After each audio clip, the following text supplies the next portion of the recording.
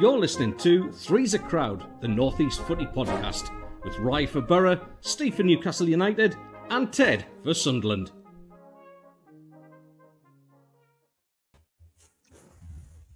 Good morning. Morning. Flag. How's the bacon? That's a mystery. That's a mystery clue to where you are in the world, isn't it? It is. It is. Yes. It's.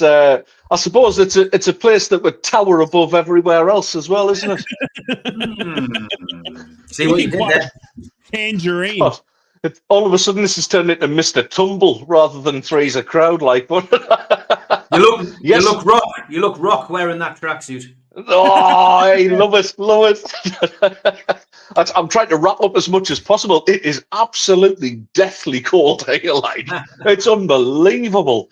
So yes, I'm in Blackpool, lads. I'm over in the UK for a family wedding.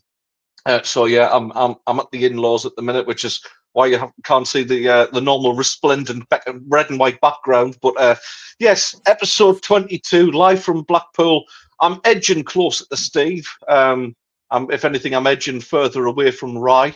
Yeah. But yeah, it's no personal, mate. It's just travel, isn't it? Yeah, that's all it is. Between us. Hey, mate, if your great-great-grandparents hadn't been criminals, you could have been one of us. It's true. Apologies to the Inrictus family. That's an absolute massive racist claim now going in against me, isn't it? That's it. That's me YouTube short career over with. Just me. Yeah. No, yeah. So yes, plenty going on, lads. I'm very, very excited. I'll be going to a Sunderland match next weekend, which I cannot wait for. It's been a long time. Last time I went, I took Mrs. Ted, and Stoke turned us over 5-1 at home. So I'm hoping for slightly better this time around against Hull. But if we get turned over this time, it's her, and she's the problem. So it's Mrs. Ted needs to just be ready for that, I suppose. Yeah, Blackpool, lads. I got to thinking it's a very, very traditional footballing town. They've got a team who's been up and down, probably more downs through the years, with nefarious owners taking money after they got relegated from the Premier League and all that sort of thing. And it's one of those, though, where it's a cracking day out. I think every football fan loves to come to Blackpool for an away game. And I just thought I'll get you first, Steve, because I know Rye's got mixed feelings about Blackpool. I think we know where he's going to go with that one. But Steve, memories of coming to Blackpool for football games. Have you ever done an away day? I remember playing Blackpool in the cup years ago, but it wasn't an away day that I went to. It was a home game, and it was back in the days of Paul Gascoigne, and I'm pretty sure it was either the League Cup or the FA Cup. I'm sure somebody in the chat will correct us. It was round about the 87-88 season, I think. But I just have this memory. I'm pretty sure it was the League Cup where we won 4-1.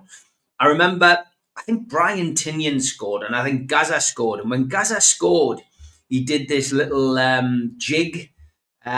He like a little dance when he scored. But Newcastle's ground at the time as well was getting like redeveloped, and it was just just one of those days when Newcastle really put it on them. We have played them recently. We played them back in the days of Joey Barton and Kevin Nolan and Alan Smith, etc.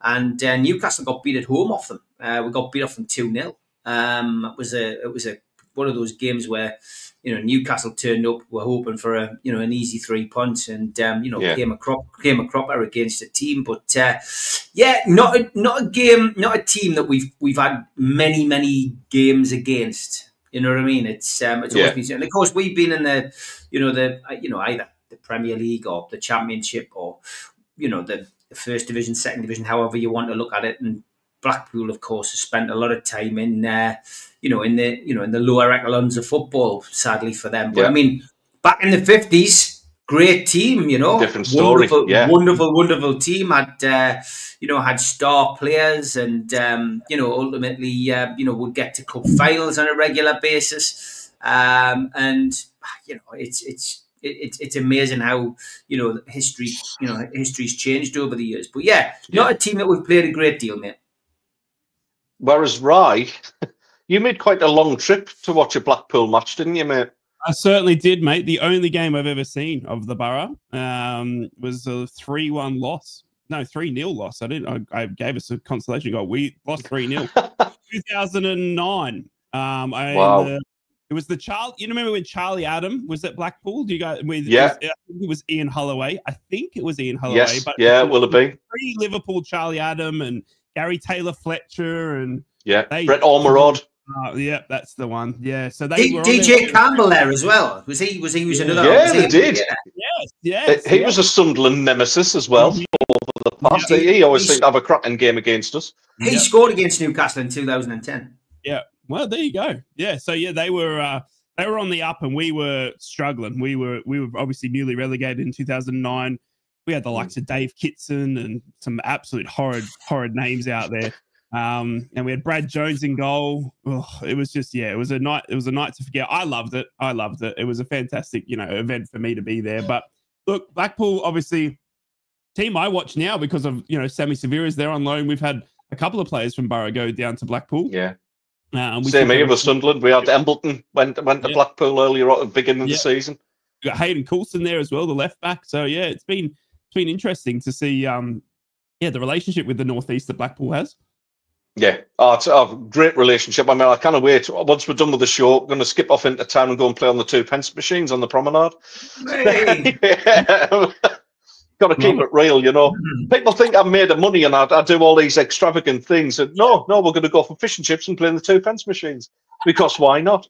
It would be remiss of me, being as it's my show today. If you hadn't guessed, that's why Steve's put me in the centre.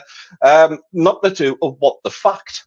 So, hey, wow, yes, yeah. It's been a little while since we've done one of these, and it's getting more and more challenging to do. It's what? Sorry, is this the first of 2025? Do you know it might be? I think it is. It might actually be, yeah. Because I ducked a couple of games when I had to work on a Saturday, didn't I? But there we go. Well dodged. So this one, I either think someone's going to get it instantly, or it's going to be really, really difficult. And I can't make my mind up which way it's going to be. It's either you're going to get it and know it instantly, or it'll take a little bit of thinking. So, just for anybody new, anybody joining us who hasn't played What the Fact before, I have an interesting fact about Northeast football, and I'm going to give you 3 clues to guess what the fact. So, without further ado, clue number 1, gentlemen and ladies, and whatever else you want to identify as. There's nothing sweet about this 16. There's nothing sweet about this 16. That's your first clue. Okay, 16. Last time Sunderland Middlesbrough were in the Premier League. 16 games in a row? Possibly. 16 times, 16 games without a win in a derby for Middlesbrough. Okay, Steve. I'm gonna have to be honest. What? Rye's just got it. Rye's got it. Rye, what did you say? I've got to give him it. I've actually got to give him it. I can't believe this. When I said somebody's going to get it instantly, I didn't expect you to absolutely trash me game. Go on. Go on then. What did you say? I said last time that Sunderland and Middlesbrough were in the Premier League. I'll have to give you it because it is true. It's 16 years since all 3 big Northeast teams were in the Premier League together. Oh, unbelievable, Jeff. Well done, Riley. I can't believe. Do you want? These are the. Oh man, I shouldn't have went with that as the first clue. I had brilliant. I had really like some of intricate stuff. Yeah, see everyone. That's it. Thanks very much. You were like Stephen J. Cannell at the end of the A team there. Yeah, that's a niche reference for some of our viewers. Like, I had really like quite ostentatious clues, like we'll meet again, don't know where, don't know when. The third clue was, since this happened, a newborn could now get married and join the army. It's basically, yeah, it's 16 years since Newcastle, Sunderland and Middlesbrough were all in the Premier League together. So thanks for absolutely trashing that. I've been Ted. Over to Rye for the rest of the show. I can't believe you've done that. I'm so sorry. I know. I don't think you are. We talk about it a lot. We come together a lot. We've been, we bring the Northeast teams together, and it's just something that I've always known, that at 16, going on 17 years, that the last time us three, because obviously we were in 2015, 16 or 16, 17. Yeah. But obviously Newcastle weren't there, but you and I were up there. Obviously we went back down and Newcastle came back up. So obviously we've dodged a few as well. But yes, I knew it was just that's crazy. That's the first time you've got it without using Google. I know. Quite impressive, mate. Well done. But I mean, no. What do you mean? I never Googled anything. No, yeah, the Dennis Law one you did. We all know you cheated. You definitely did. Well, good job. I've got other stuff to talk about then. Sunderland AFC on their socials yesterday. Obviously, yesterday was Valentine's Day, lads. Yes. Went out for a lovely meal with Mrs. Ted last night. Yes. Mixed grill for me. She went with a steak and ale pie, which is very northern of her. I was quite impressed. She demolished the lot as well. Steve, you'll meet my missus later on this week. I don't know where she puts the food. I really don't, but there we go. Yeah, absolutely demolished. But Sunderland AFC on their socials asked a really great question of, who made you fall in love with your club? So we'll have that's open to everybody to have a little bit of a chat about in the chat in the comment section. But yeah, who made you fall in love with your club? For me personally, I think I was at the age of Marco Gabbiadini was the one for me, that just the way he played the game. I think we were struggling at the time. We were in the old third division, as Steve will remember fondly, probably. This is in the days when you had a playoff for relegation as well. We got beat by Gillingham in the relegation playoff. It was basically the one who was. It was the team to either go up or the team to survive in the division at the time, Steve. I don't think it lasted all that long, that format. It might have only been one season, in fact. But it was Tony Cascarino playing for Gillingham actually put us to the sword and sent us down to the third division. And that's when we got Marco Gabbiadini signed from York City. Dennis Smith, his former manager, who's at the helm at Sunderland, brought him in for next to nothing, to be honest. He was a very, very cheap buy, but Marco was one of those players where he just excited people. He was a fast, direct striker. He scored a load of goals alongside Eric Gates, who had a fantastic career himself, it has to be said. So yeah, Marco for me he epitomised everything about Sunderland at that time. He was a grafter. He had a little bit of a fiery temper about him as well, and just he played the game like he loved it, like it meant something. He was a hard runner. So yeah, I think Marco for me was exactly why I fell in love with Sunderland Football Club. Steve, I've got a feeling I know yours. I think there might be a helicopter involved. Yeah, it's not KK, but it's Beardsley. Keegan was, of course, the guy who changed Newcastle's fortunes back in 1982 by signing for the club. And, we were in the doldrums, the perennial strugglers in the first division when we were up there, and then usually mid-table, treading away in mid-table in the second division. So Keegan coming in 82, infamous image of him coming down the aeroplane, looking very cold in his white t-shirt after coming from abroad, and signing for Newcastle was absolutely fantastic. It just epitomised it with a headline in the Chronicle, "Where in heaven we've got Kevin." But his arrival, obviously brought out the best in Chris Waddle, who'd signed a couple of years earlier from non-league Towlow Town. And then Peter Beardsley arrived from Vancouver Whitecaps. And the first season, of course, Newcastle just failed to win promotion. Keegan got an eye injury at Rotherham and failed to get promoted at the first time of asking. Newcastle sold Imre Berardi, which at the time was as big they sold him to one of their rivals, Sheffield Wednesday, was as big a thing as Andy Cole going to Manchester United at the time. Yeah. And, you know, then Peter Beardsley coming in was absolutely fantastic. He changed it. And I remember, I've heard the stories, I've done talkings with the lads, as you know, and, Kevin and Terry Mack both were expecting Kenny Dalglish. They got Peter Beardsley and they were like, well, you better be good. He was better than good. He was brilliant. He was the final piece in that promotion jigsaw. He scored some sublime goals, some excellent goals.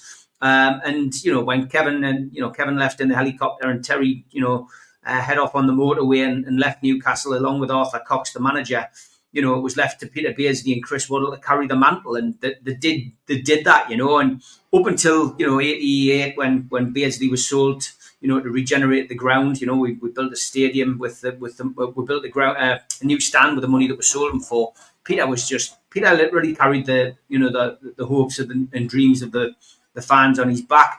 He came back as well, which was fantastic when he came back under Keegan. But yeah, the player that really and was still as good as well, Steve. He still had that quality because I think that's the danger when you have a favourite player like that who comes back to the club. It's like 9 times out of 10, it's never the same, is it? But Beardsley at that time, I mean, I remember it was the derby with Norway fans at Roker Park. I was there. Beardsley, yes, I remember you telling us that story actually. But Beardsley ran the show for that, and that was part of his return as well, wasn't it? It was, yeah. I mean, look, ultimately he became one of those icons of the club. He still is an icon. He's one of the best players I've ever seen. And I dare say anybody who is in the same kind of age category as me in their 50s will have, probably fell in love with a football club first, and secondly fell in love with Peter Beardsley because he's just, he's sublime. And you watch the highlights of him on YouTube and you just reminded of how good a player he was. He would be worth in excess of 180 million now as a player. There's a wonderful video which I know Peter watches usually once a week, where they've cooked goals of him and Messi together. There's no difference at all. Him and Messi so similar in so many different levels. Simply the best is what Geordie Toomberlife says, and that I would agree 100%. He was simply the best. I think when you get a player that a move is named after, like the Cruyff turn, but the Beardsley shimmy. When you get something like that a move is named after you, I think that's when you've pretty much hit the greatness levels. And I mean, even as a MACKEM, you've got to recognise that Beardsley was just an absolutely undeniable talent. And like you say, if he was born in South America, there'd be statues built of him all over the place by now. But moving on to our Rye, I think I know where we're going with this one because obviously that's the reason that you ended up falling in love with BORO. But are there any other players since, or are we sticking with your former? No, obviously Mark Schwartz is the man that got me falling in love with football, so I can't go past him. But I was thinking about this, and I have to give an honourable mention to one was Massimo Maccarone when he scored that goal, Stuart Brecaris, to get us into the Europa Cup final. I mean, that night made me fall in love with Middlesbrough because it was just scenes, one of the most incredible nights. And the other person is someone that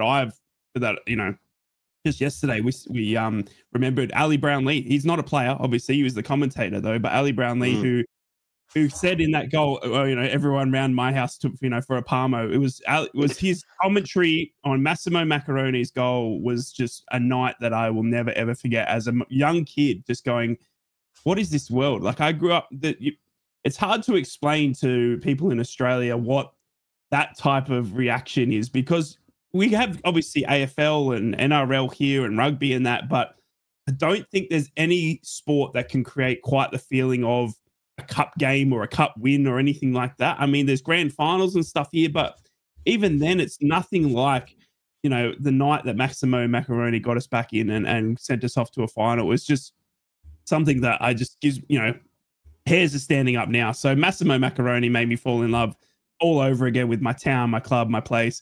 Ali Brownlee, the commentator as well. But obviously the key is Mark Schwarzer. Mark Schwarzer was a man that I idolized. I mean, as a person, as a professional, as a goalkeeper, he just, and what he did for not only Middlesbrough in the amount of record appearances, and I love that dedication, that someone could go and play in the Premier League 300 and odd games for one club, which is just unheard of, these days normally, because, someone else will come and buy you. So to have that, and then what he did for Australian football as well, he saved one of the biggest penalties ever to send us to our World Cup. So Mark Schwarzer as well. But those other two as well, there's a lot in there. But good call on Ali Brownlee as well, because it isn't always about the footballers, is it? No, it's one of the things I love about Sunderland Football Club is the humour of the fans. We'll have this sort of gallows humour. We know we're never going to be absolute world beaters, and it's that kind of makes it. It's that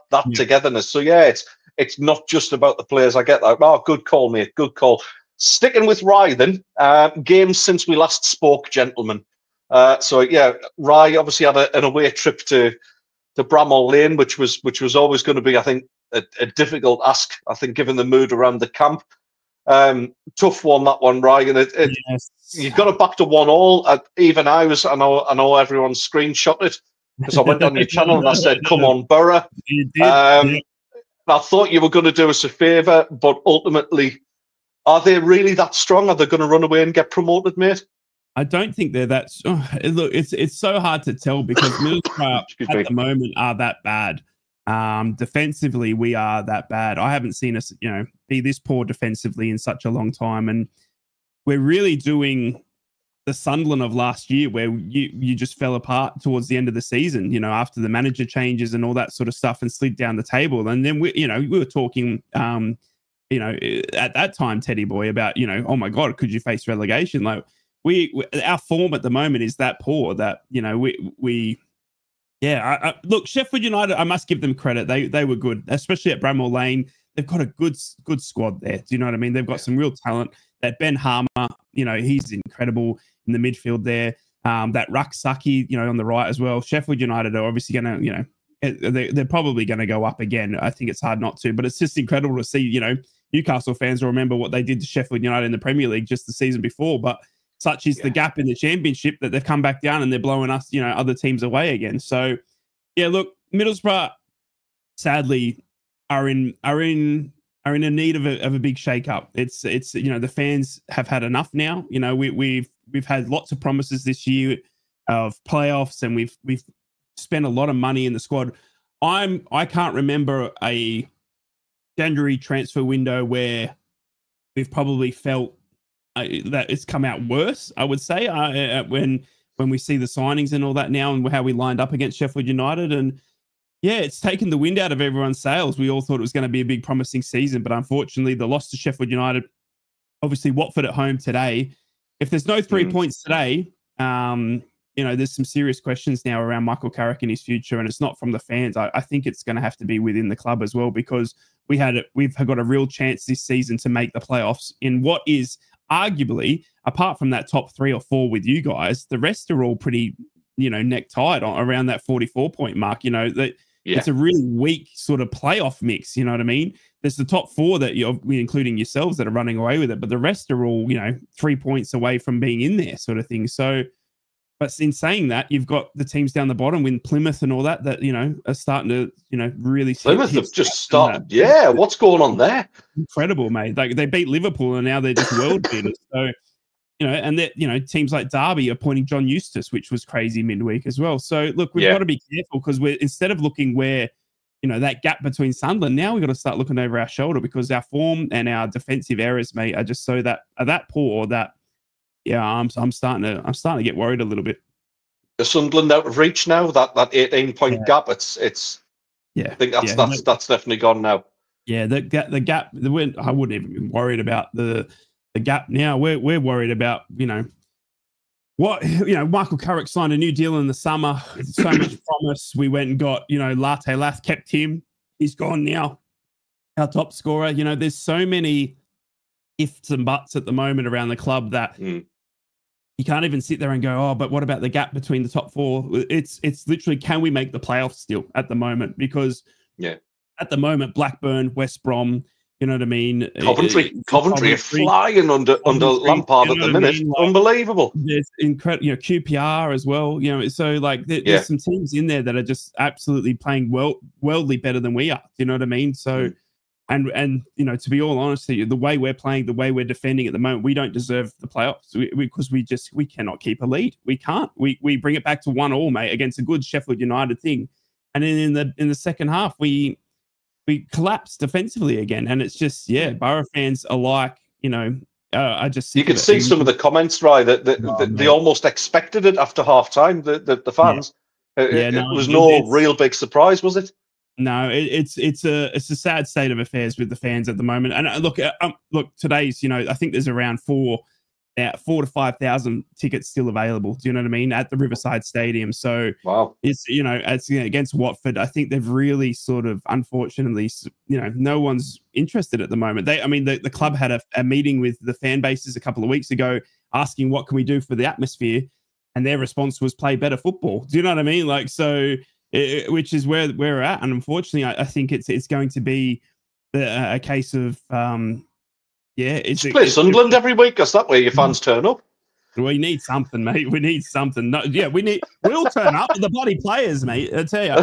It's true. That's true. It's frustrating enough at the moment. But look, I think arguably at the moment, the biggest question around Borough is, will Michael Carrick, if there's no 3 points today, Teddy boy, Michael Carrick's in for a big, big week.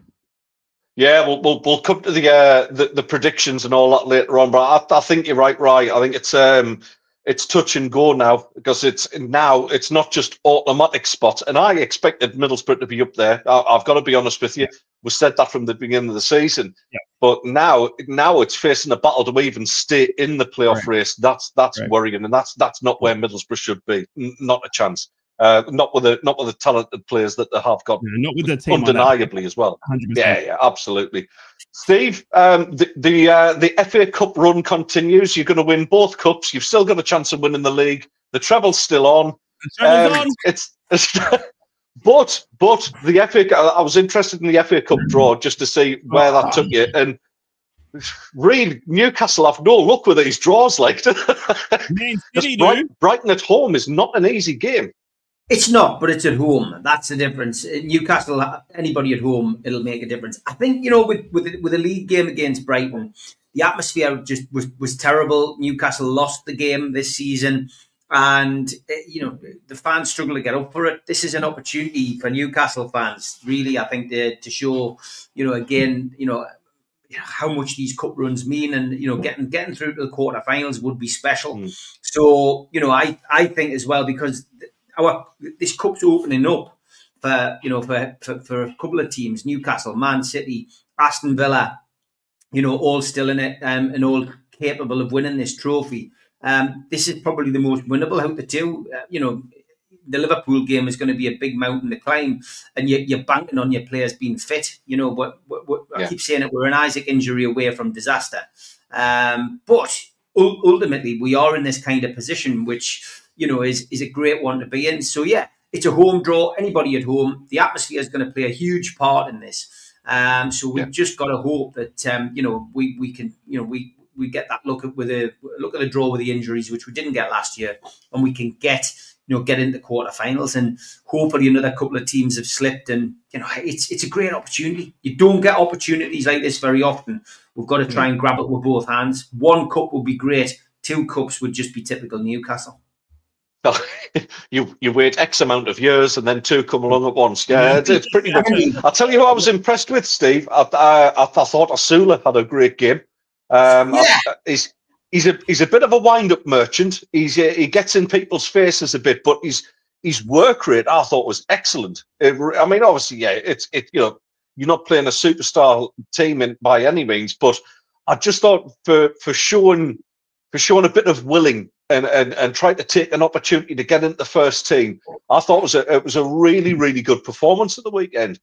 I kept saying to the lads, because the lads were the same, they were getting all excited, and you know, my view on Osula was you know, very simple. You know, look, we're playing a League One team. You know, so many times over the years that I've been a Newcastle fan, we've played teams from a lower level in the FA Cup, and we've come a cropper. We ended up getting, you know, Exeter, you know, Hereford, you name it, Cambridge at home under Eddie Howe.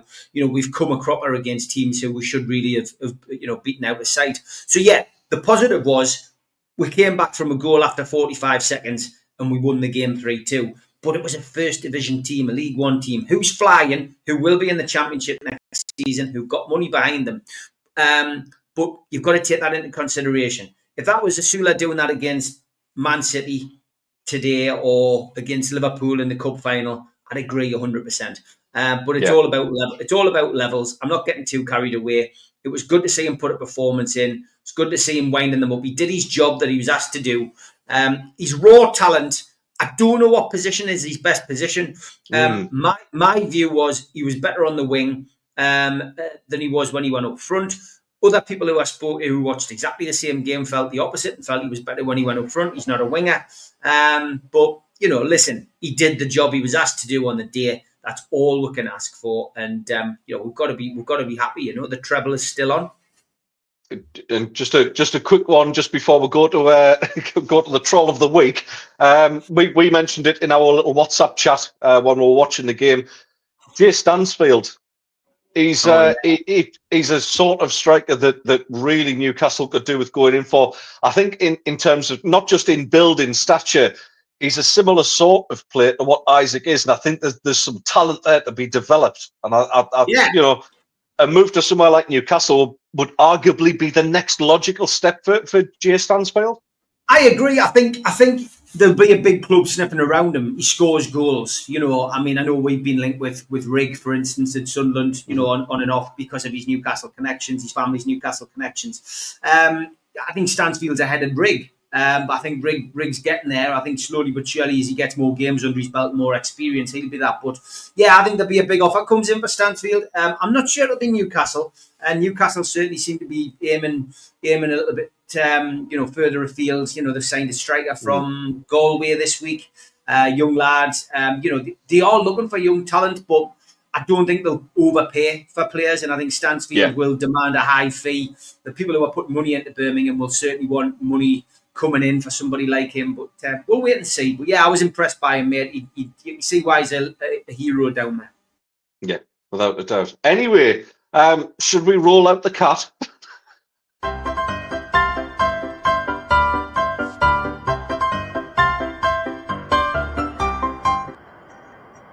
Yeah, Troll of the Week, we've got some good ones. This was an unfortunate sign. They thought that the Christian Life International alone would signify a church, so they added the cross. Magnificent. Vince Smith's comment made me laugh. They always hit the spot. Well done, Vince. Yes. Whereas I looked for them and I couldn't find them. Hey! The Felling group had a great post this week. Who can remember Keegan's hot dog stands in Newcastle? These mobile hot dog dispensaries were run by Kevin Keegan, the former owner of Newcastle United. He designed and built the popular hot dogs, which were sold together with bread buns and fried onions. He sold the franchise in '85 after denouncing meat and announcing he was now Keegan the Vegan. He left Newcastle in a helicopter and hasn't been seen since. Amazing how many people actually started an argument on that thread, thinking that he was actually being serious. An Arsenal fan went to a travel agent to ask about a holiday. Where can I go for a decent city break in England? Asked the Arsenal fan. You can't beat Newcastle, the travel agent replied. And Scouser went into a travel agent and said, can you recommend a nice little holiday on the south coast? Travel agent replies, well, you can't beat Plymouth this time of year. Here's the effect of drugs, lad, the top photo. The second photo is alcohol, and the third one is Manchester United. You me. And this was great. Nothing like Barnet away, lads. Oh, wow. Oh, my. That's a hell of a syrup. And the winner was this late edition. December, Mackenzie Kinsella flew from Australia to Liverpool for the Merseyside derby, only for it to be cancelled because of Storm Dara. February, Mackenzie got to see Everton's last Merseyside derby in Goodison Park because Seamus Coleman paid for his flights from Australia. Dear me. What a class act, man. That's class. Very good, very good. Good stuff. Yeah. Thank you for your trolls of the week. Send them over to me at Steve Wraith, Ted at Ted the MACKEM, or Rye at Inrictus. We'll get them featured on the show next week.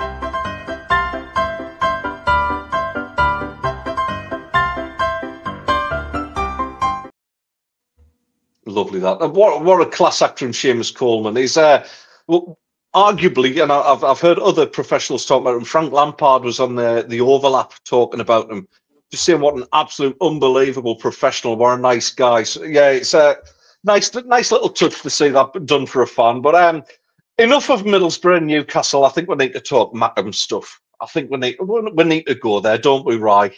Yeah. A very, very professional win against Luton during the week. Never looked in danger. But Luton did have the ball in the net on one case. It was quite obviously an offside decision. We never seemed to get out the second gear or third gear in the game, which seemed to agitate a few fans. But to be honest, it was just never in doubt. And all right, beating Luton this season isn't the same as beating them 2 seasons ago. They're not the same club at all. But when you can actually win games, grind them out.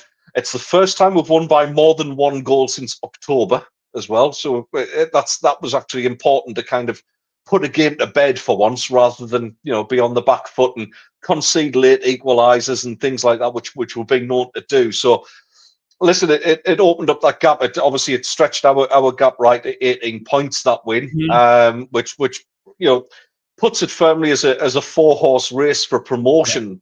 To be honest, now I think that's pretty obvious. No one's getting there now. The next trick for us is how do we break the 3 teams above us, and we've got an opportunity to do that on Monday night.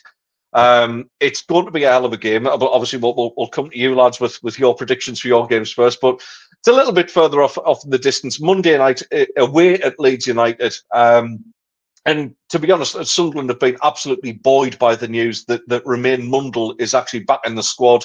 He's available. I would have thought he'd probably start from the bench for the game, but all the same, to have a player of his calibre coming back into the squad right on the run into the end of the season, the business end of the season, that's a really, really big news for Sunderland, isn't it? Yeah, it's incredible, mate. And obviously, when we last played you, Romain Mundle was, in the first, fixture, Romain Mundle was the difference. And to have him coming back, and then you've got Enzo Lafie, who is Enzo Lafie at the moment, who, is just, it's kind of like, where can you fit him? And I think it's that sort of timing of the injuries and the gap you've already created, and it just adds to that that massive run. Look, it's incredible to see, and it's a 4-horse race now, for those first 2 spots, and then you think the other 2 are going to play it off in the playoff final. So to have you're going to need a Mundle, you might need Watson as well, Enzo Lafie and all that, because there's still a lot of games to go. Do you know what I mean? So to keep that that front sort of group fit, I think is going to be very, very interesting. And to have a player like Mundle coming back is incredible. Just to have him, at any point on the match where, if there is an injury to touch wood, that to Enzo Lafie or anything like that, to have a player of caliber of Romain Mundle to come in is just incredible. So, I think the timing of your injuries seemingly are all sort of, aligning quite well. And, what I love as well is there's no risk of anything else, really. Do you know what I mean? The only real thing was that Pervader incident, which was interesting as well, which was so that's really it, coming out of Sunderland at the moment. Where this time last year, we didn't know where your manager was, we didn't know what was going on. Do you know what I mean? You were floating. I don't think our manager knew who our manager was, to be honest. Exactly. So it's completely now flipped on, and now it's the injuries coming back at the right time. You've got the form, you've got the players. You've got Ballard who came in, for Metfam as well. So it's a good time to be a Sunderland fan for sure. And I think that it's going to be very interesting. And as I just said, I think it's a 4-horse race now. Yeah, it's Steve. I mean, Rye's already touched on it there. With the midfield, certainly with Mundle back in the equation, that midfield becomes a nice bit of a selection headache for Régis Lebris to figure out, because Enzo Lafie isn't a winger. For all he came in on the left wing, he scored his first goal for the club against Luton, beautifully taken, and exactly in the style that Romain Mundle would have scored it as well, perversely. But Enzo Lafie is more of a central player. That opens up the problem of to fit into our shape, somebody has got to be dropped out of that midfield. Now, for me, it's not going to be Dan Neil because he's captain, and to be honest, I'll hold my hands up. I've been critical of Dan Neil over the past, and it's for the reasons I think that we've discussed before. He's the local lad, and there's always going to be that additional pressure on somebody who is a local player, who's come through the ranks, who's a fan of the club. There's huge expectation and huge pressure on, and I'm guilty of putting that on Dan Neil myself. But I think in the last month or two, Dan Neil has been absolutely exceptional. His range of passing, his running with the ball, his stats against Luton Town were absolutely insane. Absolutely insane. I mean, it was like something ridiculous, like one misplaced pass out of 48, I think it was. It was like a 99% pass completion. His running with the ball was good. His decision making's good, and he leads. He's really starting to mature and grow into that role. So Dan Neil's not going to be dropped. You just can't drop him. Next, you've got Job, who, when he's not there, is missing. We could that sounds like an obvious thing to say. Of course, it's missing, but you notice it. It's noticeable when Job's not there. And there's certain jobs that he does that you don't see. He's not just an attacking midfielder. He does a lot of tracking back. He does a lot of work off the ball, and he's one that I just don't think you can drop. Chris Rigg at this moment, I love Riggy. Riggy's got such a huge future ahead of him.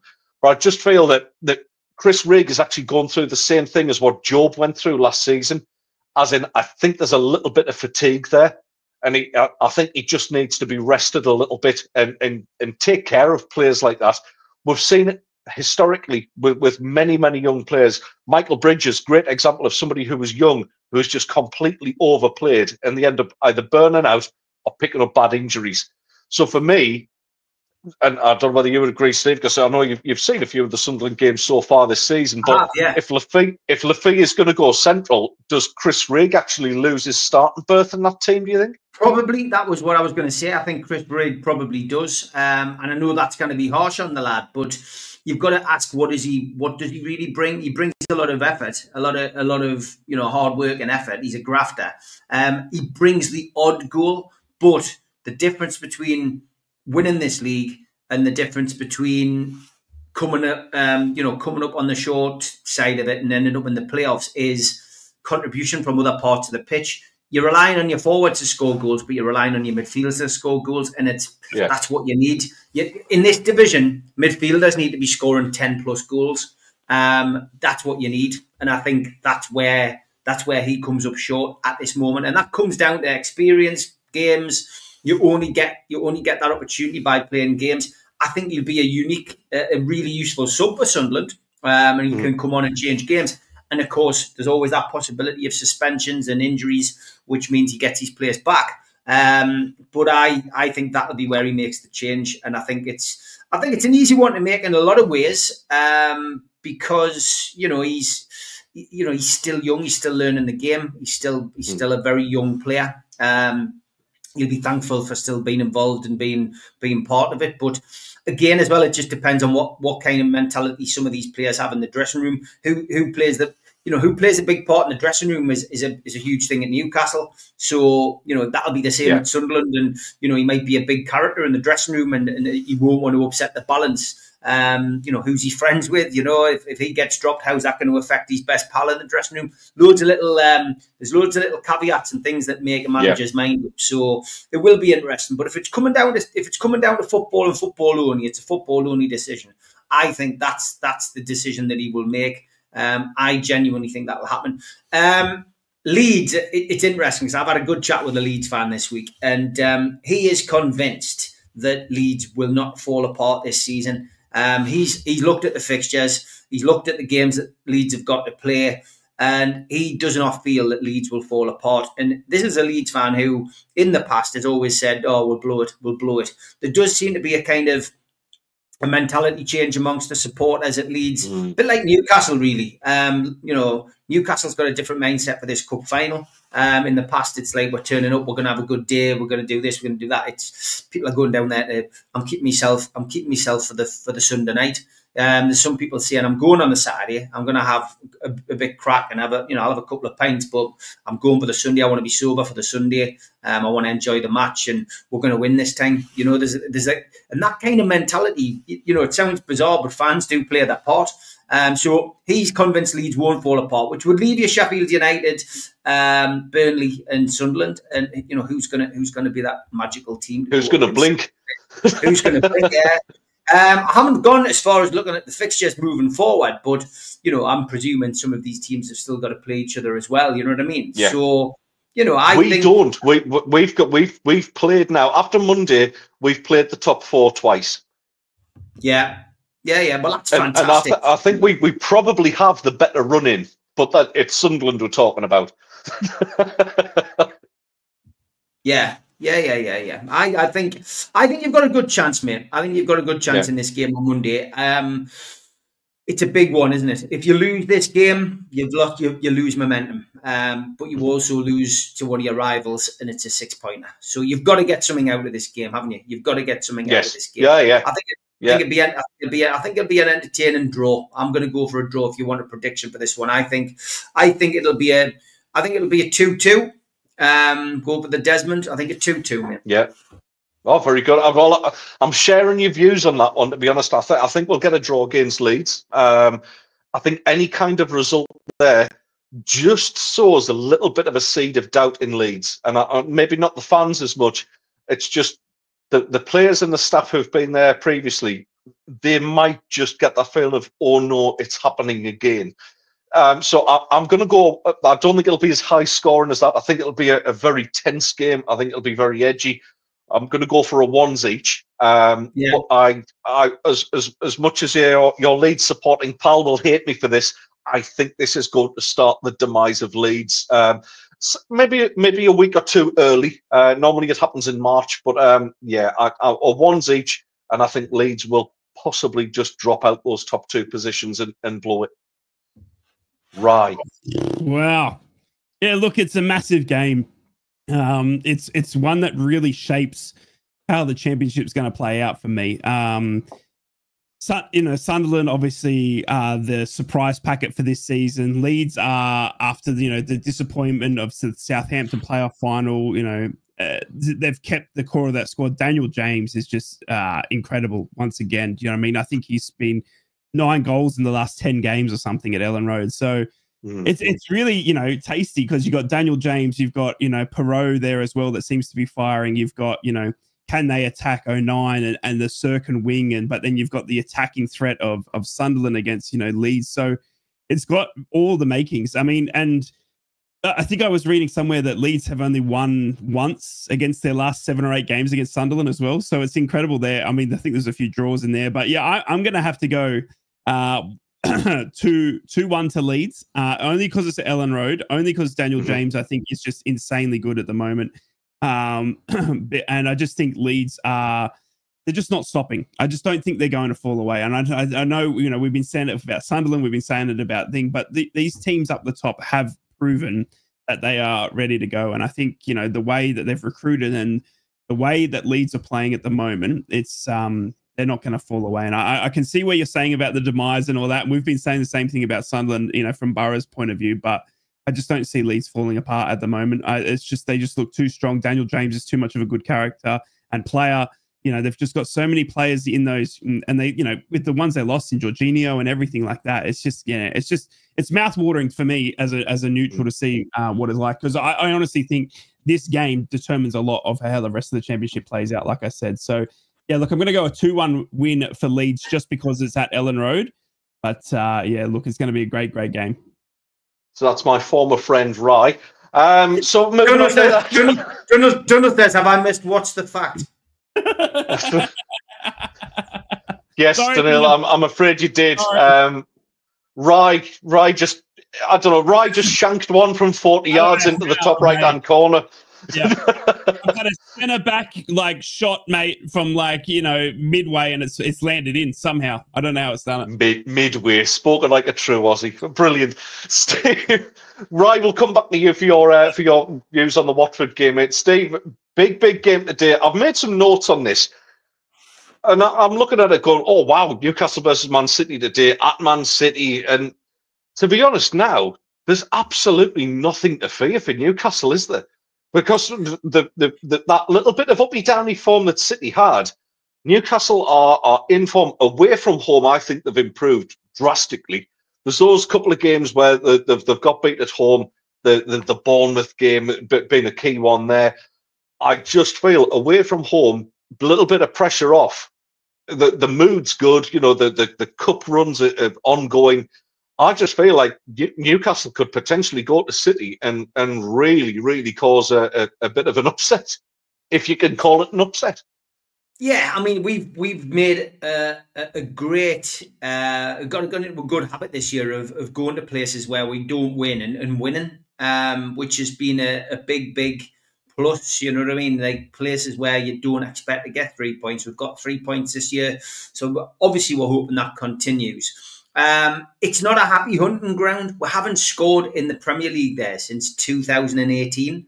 DeAndre Yedlin was the last person to actually score in September 2018. 510 minutes of football, 8.5 hours of football since we scored a Premier League goal.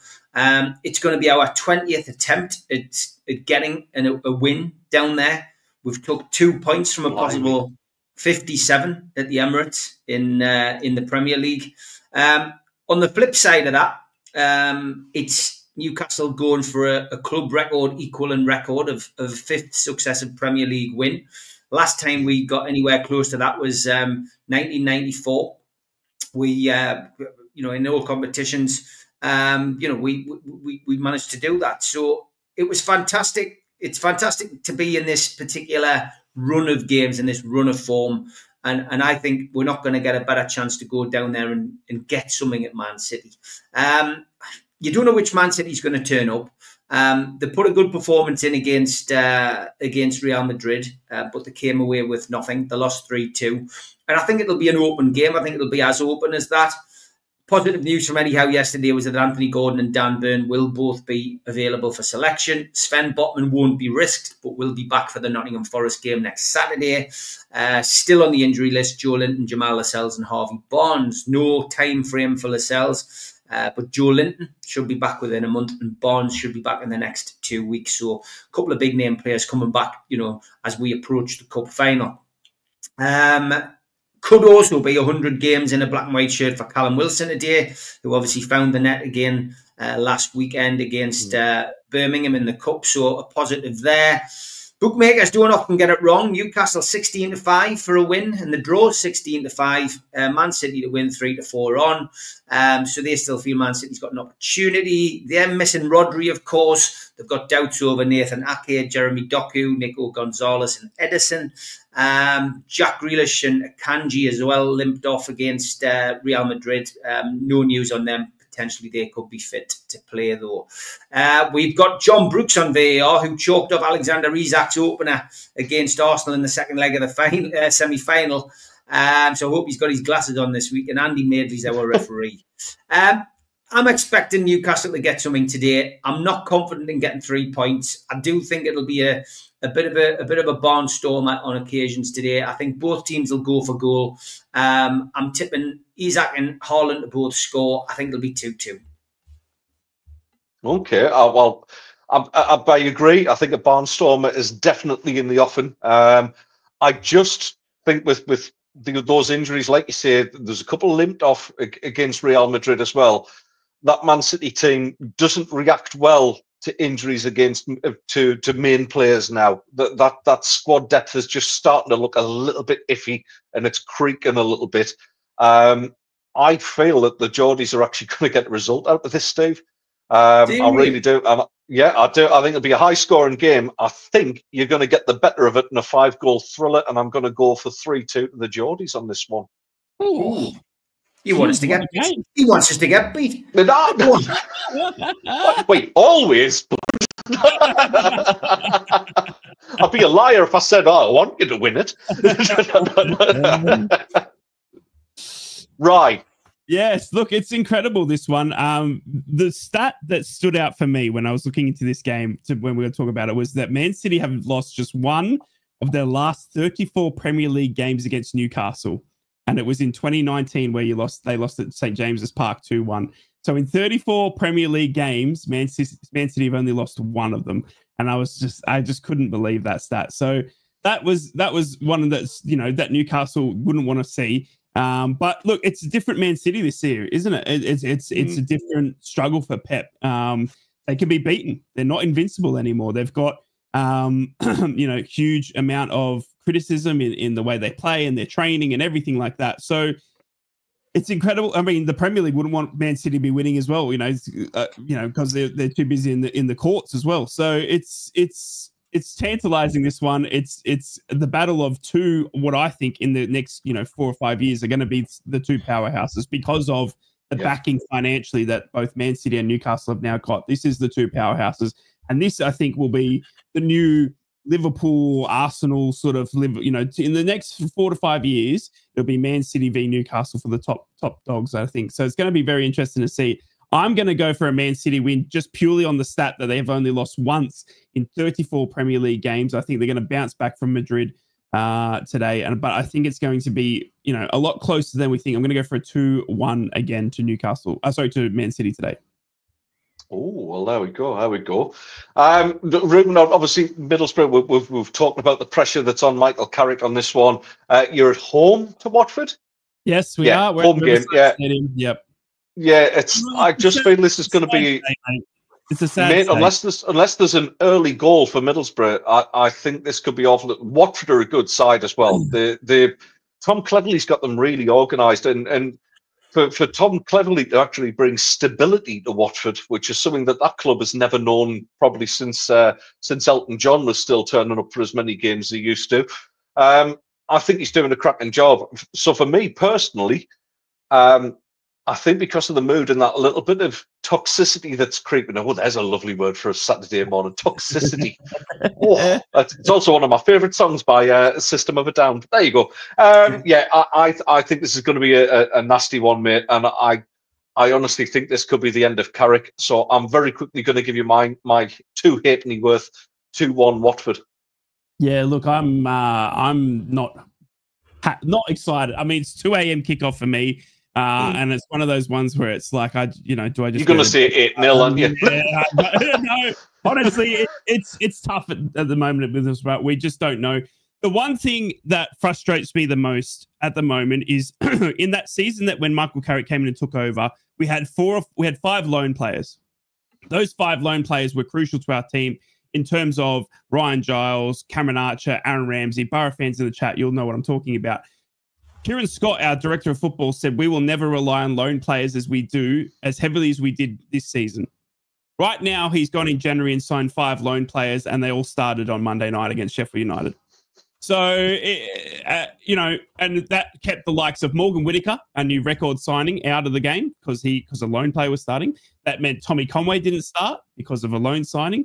You know what I mean? So I'm now like, do not play loan players in front of players that are at the club. You know what I mean? I don't want to see Iheanacho today. I don't want to see Illing Jr. today. I want to see players that have signed on the dotted line for Borough. Morgan Whittaker, Tommy Conway has to start for me, and he has to change up the system today. Big in Dyke still for right back. Luke Ayling, he's lost his legs. He's completely and utterly lost his legs, Luke Ayling. So Dyke still's a massive in for us if it is confirmed that he is fit. So look, I hope to goodness that Middlesbrough can get a result for today because Michael Carrick is running out of answers, running out of questions, running out of time quite quickly and quite considerably. I'm going, because it's at Middlesbrough, I'm actually going for a 3-1 win to Middlesbrough because I think Tommy Conway and Morgan Whittaker are going to start, and I think we're going to be too good for Watford. I think we're going to see a change to the system today because Michael Carrick knows it's now or never in terms of his managerial career at Middlesbrough. Steve, over to you. Yeah, it's interesting to hear I say that about Carrick because for a long time he seemed untouchable. He looked as if he was the Teflon Don. He wasn't going to get the bullet. But it sounds the way the Rye is talking tonight that potentially this could be the last chance saloon by Michael Carrick. And you would imagine that behind the scenes Middlesbrough are looking at a possible replacement. And it's sad because there has been money spent, there has been players brought in, and Sunderland know only too well how hard it is to beat Watford. I think this is going to be a bad day for Borough. I think this could be the end. It's sad, and I think Carrick will go away like maybe Eddie Howe did when he left Bournemouth, and have to recharge the batteries, look at his methods, what went wrong, what did he do right, and he will end up in another job. And good luck to him. But I think it's just gone stale. I think it's probably the fair thing to say. Middlesbrough, were there or thereabouts last season, a bit like Sunderland, but Sunderland have kicked on. They've got Newman in their dugout. They've kicked on and they've done really well. And Sunderland look, as if they've still got a chance of an automatic slot, never mind the playoff slot. Borough have gone backwards. It's as simple as that. So yeah, I can't say anything other than a defeat. It won't be a high scoring game. Probably a 1-0 to Watford. But I think this will be the death knell for Carrick's career at Middlesbrough.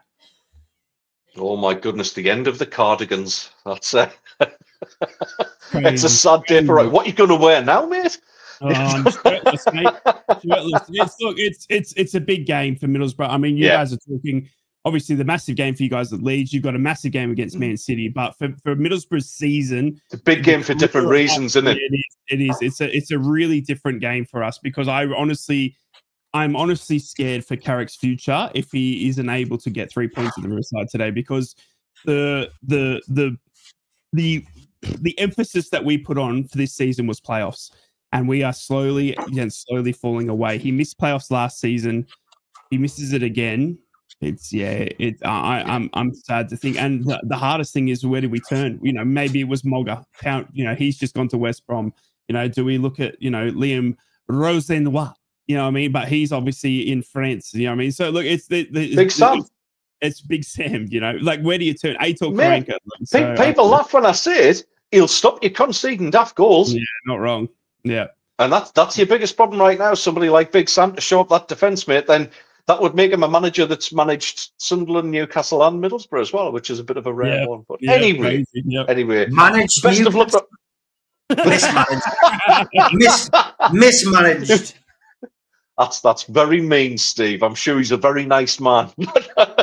Agent Allardyce did a great job. Why don't you go for the other one? Get Brucey in. Get him from Blackpool. Hey, don't say that, man. They love him down here. They absolutely love him. Listen, lads, thank you very much. Our hour is up. Looking forward to spend some time with Steve next week. That's going to be nice. Have a little lunch together. Yeah. We might do a video call to Rye and wake him up in the middle of the night as we're having a nice G&T. But thank you very much, lads. And Steve, I think you're on the hot seat next week, aren't you? I'm in the hot seat next week, 9 o'clock start, because Ted's in the UK, so he's going to the Sunderland game next week. So we will be doing 9 o'clock next week. Pass it on for those who are watching. Thanks to the 290 people sitting watching live our show this morning. We don't take it for granted. See you next week. Take care. See you guys. Bye, everyone. The Crowd podcast will return. That's not a threat. It's a promise.